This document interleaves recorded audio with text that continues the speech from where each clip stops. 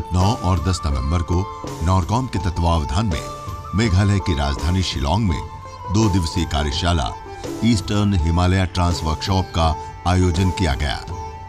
इस कार्यशाला में मेघालय के माननीय राज्यपाल श्री गंगा प्रसाद जी, नरकॉम के MD doctor Shailendra Chaudhary ji, IFAD के निदेशक doctor Rasha Omar, North Eastern Council के secretary Shri Ram Muivah, North Eastern Council के सदस्य श्री सीके दास जी एवं पतंजलि योगपीठ की ओर से श्रद्धेय आचार्य बालकृष्ण जी महाराज ने हिस्सा लिया।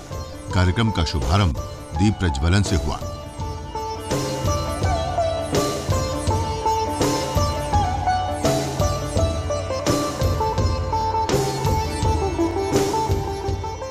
मंच पर माननीय राज्यपाल जी का पुष्पगुच्छ, वस्त्र, माल्यार्पण व मेघालय की पारंपरिक टोपी पहनाकर स्वागत किया गया। इसके पश्चात श्रद्धेय आचार्य बालकृष्ण जी महाराज को भी पुष्पगुच्छ, वस्त्र, माल्यार्पण व मेघालय की पारंपरिक टोपी पहनाकर अभिनंदन किया गया।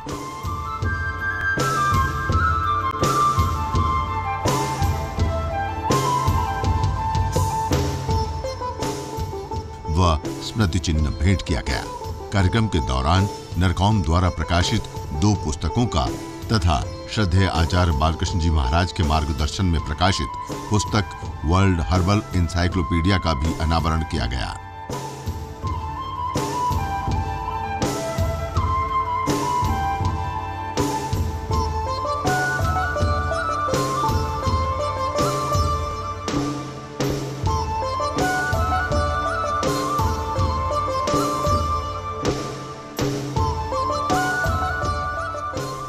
प्रस्तुत है कार्यक्रम के मुख्य अंश। May I request Dr. Shailendra Chaudhary, the Managing Director of NARCOM, to please deliver his welcome speech and give the theme overview to the House. Namaskar.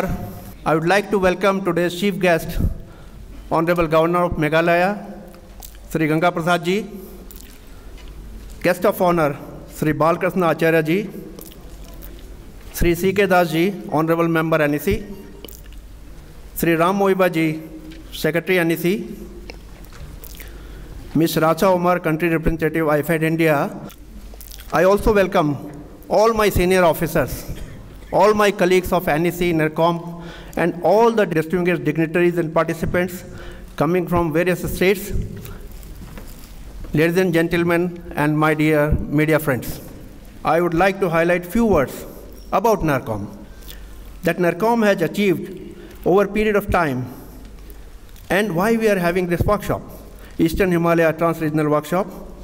As you all might be knowing that Northeastern Regional Community Resource Management Project for upland areas came into being in operation from the year 1999 as a joint initiative of Northeastern Council, Ministry of Donor, Government of India, and International Fund for Agricultural Development. In short, we can call it IFAD, with an overall objective to improve the livelihoods of vulnerable groups in a sustainable manner through improved management of their resource base in a way that contributes to preservation and restoration of the environment. NERCOM, as a sustainable livelihood project with an aim to transform the lives of rural communities of Northeastern region, has not only improved their socio-economic conditions, but has also changed the mindsets and also the thinking process. To the formation of community-based organizations, CBOs, that is Natural Resource Management Groups, self-help groups, NERCOM has brought together diverse communities and given them a platform to work together for their overall development and livelihood. NERCOM 1 started its operation since 12 July 1999 and completed its implementation in September 2008, covered 860 villages and reached out to 39,161 households, formed 1,012 natural resource management groups, and implementing institution that is responsible for planning at the village level, and 3,168 self-help groups. Women group involved in savings and entrepreneurship. The project covered Karbi Anglong and Dima Hatao districts in Assam, Ukhrul and Thenapati districts in Manipur, and West Khasi Hills and West Garo Hills districts in Meghalaya. NERCOM Phase 2 started its implementation from July 2010 for a period of 6 years and operated in the adjoining villages of the first phase. The project covered 460 villages, benefiting 20,826 households, formed 494 Namjis and 1,600 self-help groups. NERCOM Phase 3 was launched in January 2014 with full Government of India funding, that is North Eastern Council. North Eastern Council, we are very grateful to North Eastern Council. They are our parent body, and they have all-out support for NERCOM. Thank you, sir. Thank you, NERCOM. Thank you, NEC. And is operating in Changlang, Tirap, and Longding districts in Arunachal Pradesh, and Churachandpur and Chandel districts in Manipur. Under NERCOM 3, the project is currently working in 25 blocks, covering 29,463 households across 721 villages, formed 779 Namjis and 1,729 self-help groups. The second village expansion is underway, where the project will reach out to 29,387 households across 580 villages. In one way, we can say that NERCOM has changed the lives of more than 1,25,000 households in northeastern region. This is direct implementation, and indirect, if we say, it is more than 10 lakhs. So we have changed the life of 10 lakh households in northeastern region. And thanks goes to Northeastern Council for that. Further, in order to maintain sustainability, the Namjis are federated together into Namji Association cluster level and Apex Namjis Association at district level, and in similar way, SHGs are federated together as SHG Federation at cluster level and Apex SHG Federation at district level, who are working together to share their development needs and also promote collective marketing of their produces. These natural resource management group cluster associations and self-help group federations had initiated expansion of project model to even neighboring non-project villages. We are covering non-project villages also, where the intention behind is in project villages, poor people are there, but at the same time, adjacent areas also poor people. We will not sleep if we leave them alone. So we are taking them into also a picture. We are trying to help them, try to serve them. By helping them to form Namjis, SHGs in similar line to NERCOM without any financial support. They are inculcating the habit of savings through self-help groups, equal participation in decision making, and implementation of village development work, transparency in financial transaction, by taking financial decision in group meeting, maintaining books and records, maintaining bank accounts, chartered accountant audit of group records annually, etc. The project initiated banking habit for communities by asking them to open bank account and providing training on banking operation. All fund transfer from project to communities through bank account, etc., which is one of the major agenda of our Honorable Prime Minister Sri Narendra Modi ji, who recently introduced Prime Minister Jan Dhan Yojana, cashless payment system, etc. Another major achievement of the project is change of mindset and the thinking process of our rural communities who are very poor, who are living in very remote areas, very tough conditions, Himalayan conditions, and they are very poor. They have been changed, their mindset has been changing, and now they are asking for loan instead of grants. Earlier it was, they were depending on the government.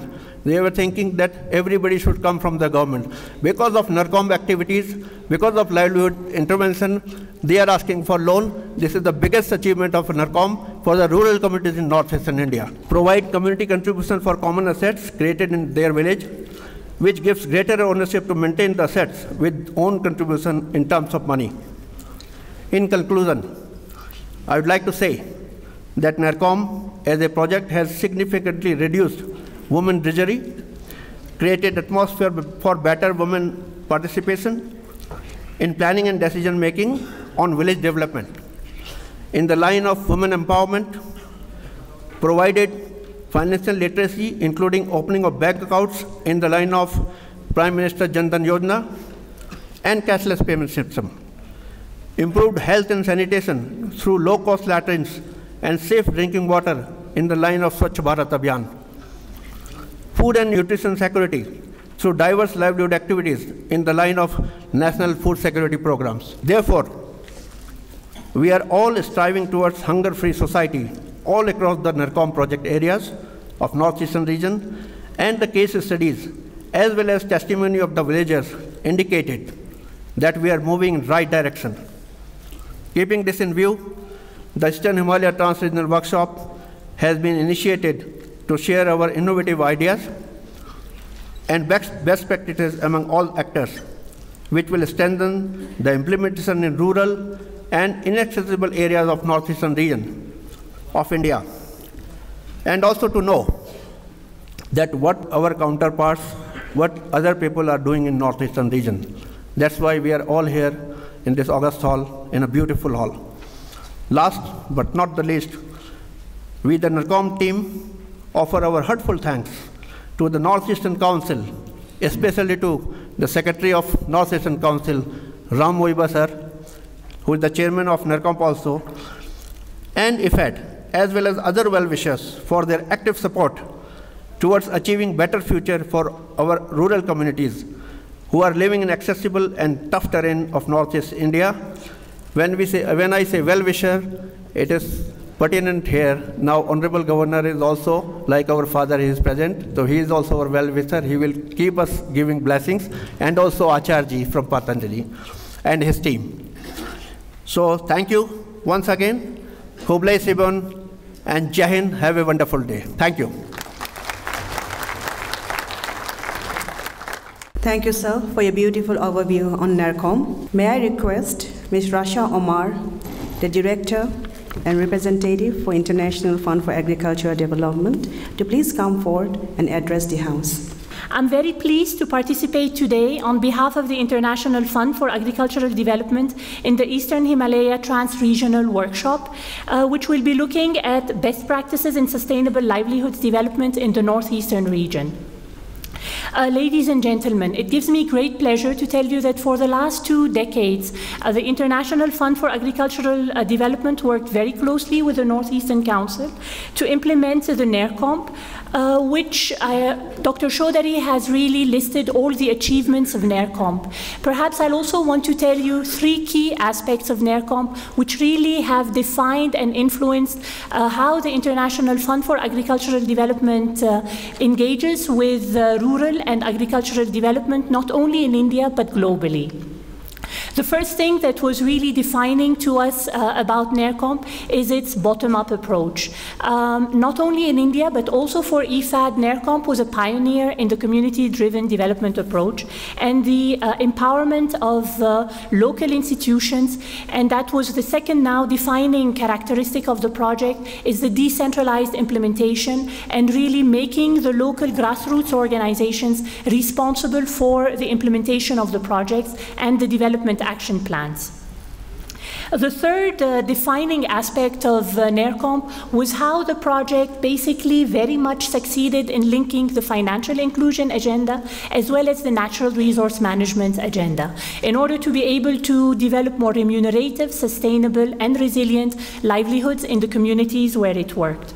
Now, these 3 aspects have really driven the way we have been operating across the world and being able to bring competent and relevant solutions to the issues of rural development and rural poverty in many parts of the world where we operate. And this project, NERCOM, has been really a top performer in the IFAD portfolio for the last 2 decades.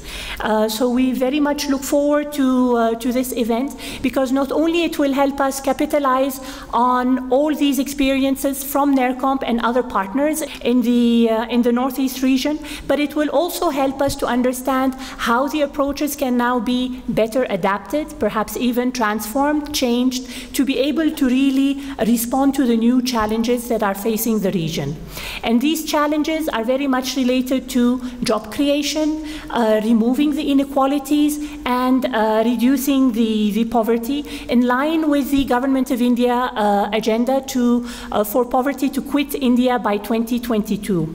I would also like to say that we look very much forward to the very lively and enriching discussions that will follow, and really to be able to build a rallying vision for the Northeast region to which many agencies can contribute, including external agencies like IFAD. Thank you very much, and look forward to interacting with all of you. Thank you.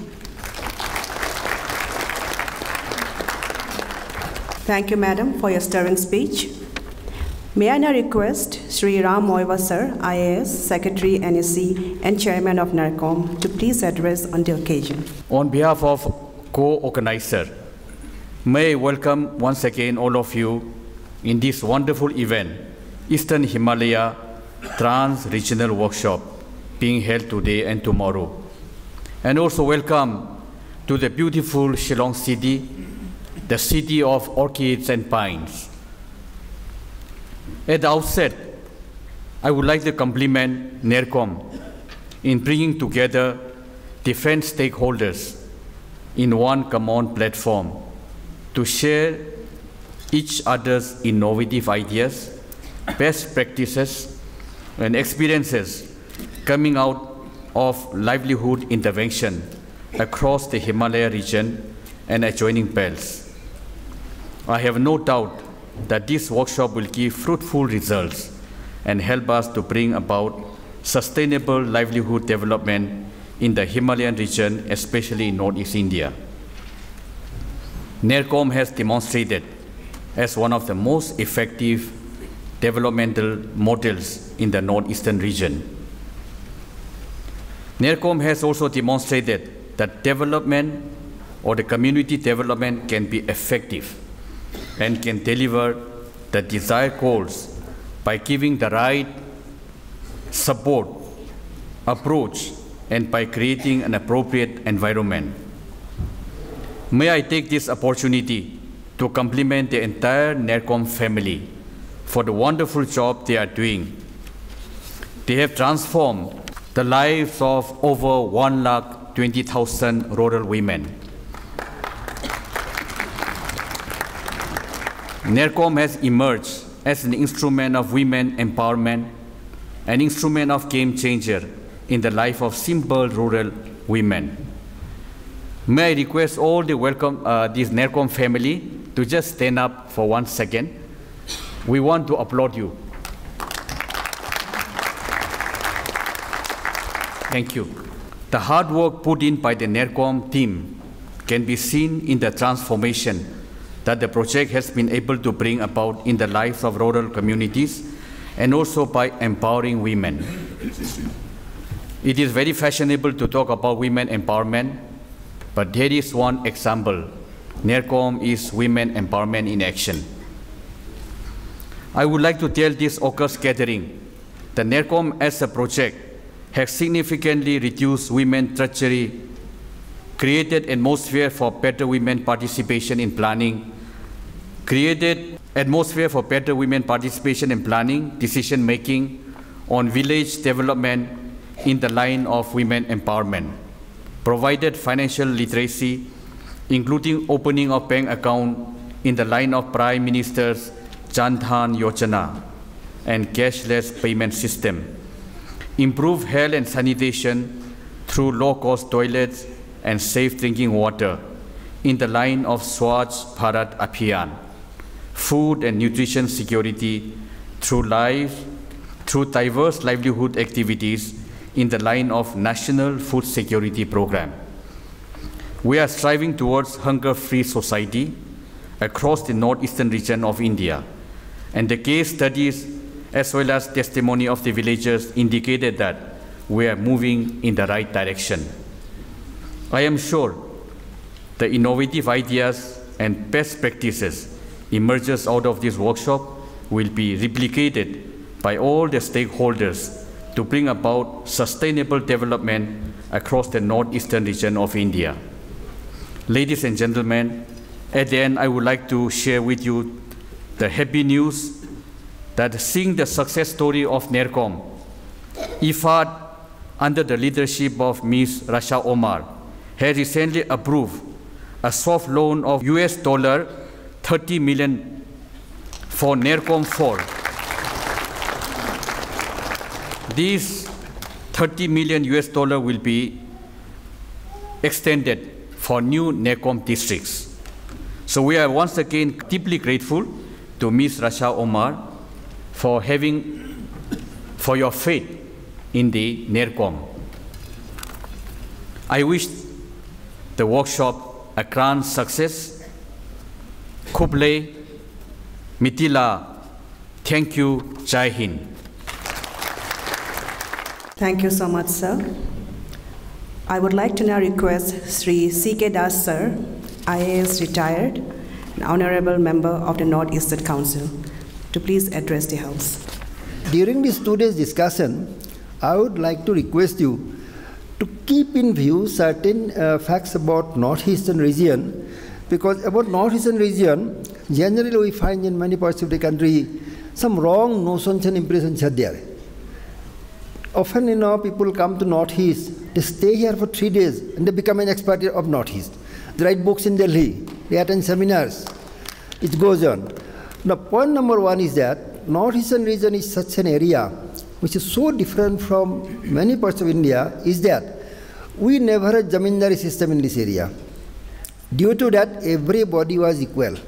Everybody used to fight holding hands with each other. This is Northeastern India. We never had caste system. We never had bonded labor system. We never had dowry system. We never had poda system for women. And our women were equal partner in our daily life. This is one thing one has to keep in mind when you plan for Northeast, when you do something for the Northeast. Second is that Northeast is sitting over a kind of volcano, because in the last 115 years, when the population of India of 1901 has increased by about 5.5 times, the population of Northeast India during the same period has increased by 12 times. And this geographical area of Northeastern region is very small. It is only 262,179 square kilometers. Out of that, only about 40% is plain land, rest all hill land. And this area, though in Northeastern region there are 8 states, together this area is smaller than that of the state of Rajasthan, Madhya Pradesh and UP. And population, we have now almost 48 million. Our population density is very high. As a result, what is happening, the average size of landholding is very small, less than 1 hectare. Now to add to that, great problem is that the productivity is very low. Per hectare our productivity is hardly 2,000 kg of rice, average. Cropping intensity is hardly 1.4 or 5, when in Punjab it is up to 3.25. Application of fertilizer is low, irrigation is low, credit from the bank is low, marketing facilities are almost non-existent in many areas. So it's so much a problem, I do not know what the policy makers are thinking about the situation that will be after 20 years, when population is growing. And another important thing is that in the last 60 years, Northeast has lost about 7,000 square kilometers of fertile land due to erosion by river and landslide. So this is very great problem we are going to face unless we do something very sincerely right now. So during this 2 days discussion, we may discuss about this also. Give us some ways how we circumvent this problem. And one major problem we have is that in Northeastern region, we do not have mineral ores, like we don't have iron ore, zinc ore, copper ore, tungsten ore, tin ore, nothing. The coal available in Northeastern region is also bad in quality, full of sulfur. We cannot use it in boiler. So we cannot expect to have any large-scale industrial scenario based on metal. So we have to survive depending on only a few things, developing our agriculture and allied sector, handloom handicraft, tourism, bamboo. So these are the few things we have to keep in mind. And lastly, let me tell you where Northeast stand now compared to the rest of the world. Today, the size of world economy is about $43 trillion. Size of Indian economy is $2 trillion. And size of Northeast economy is only about $60 billion. Now, if you divide this money among the people in the world, people in the whole country and Northeast, so per capita income, world as a whole comes to rupees 3 lakhs in Indian currency. In India, it comes about 1 lakh. And Northeast, only 75,000. But our plight was not that bad in time when country became independent. 1947, the per capita income of northeastern region was more than that of India as a whole. Three major historic events did this, that underdevelopment crept into northeastern region. One is partition of the country. It was not our doing. We lost our old trade routes, main road, railway line, because everything was through present-day Bangladesh. Second is Chinese aggression of 1962. After 1962, when the Chinese army almost reached Bomdila, there is a feeling, rightly or wrongly, in the minds of some people, that northeastern region is not only geologically unstable, maybe politically also unstable. So why invest there? So not much investment took place for next many years. And then third is liberation out of Bangladesh. What happened due to that? Crores of refugees entered in northeastern region. As a result, demographic patterns changes in many states. As a result, trouble took place.